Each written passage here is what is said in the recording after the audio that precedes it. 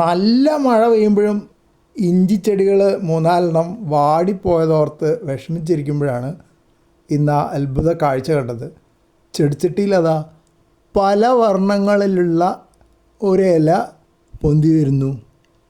ഇതിപ്പോൾ എന്താണെന്ന് എനിക്കൊരു പിടിയില്ല. കാരണം ഞാൻ ആ ചെടിച്ചട്ടിയിൽ വേറെ ഒന്നും നട്ടിട്ടില്ല. പിന്നെ ഇഞ്ചിച്ചെടികൾ വേറൊരിടത്തു നിന്ന് കൊണ്ടുവന്നതാണ്, ചെടിച്ചട്ടി അടക്കം കൊണ്ടുവന്നതാണ്. അപ്പോൾ ആ ചെടിച്ചട്ടിയിലെ മണ്ണിലേതെങ്കിലും വിത്തോ അല്ലെങ്കിൽ ചെടിയുടെ ഭാഗമോ കിടന്ന് മുളച്ചു വന്നാണോ എന്നറിയില്ല. ഇതിപ്പോൾ ഒരു വർണ്ണ ഇലകളുള്ള ചില ചേമ്പിൻ്റെ ഇനങ്ങൾ കാണാറുണ്ട്. അലങ്കാരത്തിന് ഉപയോഗിക്കുന്നതാണ്, അല്ലാതെ കൃഷിക്ക് ഉപയോഗിക്കുന്നതല്ല. അതിൻ്റെയാണോ അതോ നമ്മൾ വീട്ടിലൊക്കെ വളർത്താറുള്ള അലങ്കാര ചെടി ഉണ്ടല്ലോ, എഗ്ലോണീമ, അതിൻ്റെ ഇലയാണോ എന്ന് എനിക്ക് ഉറപ്പില്ല.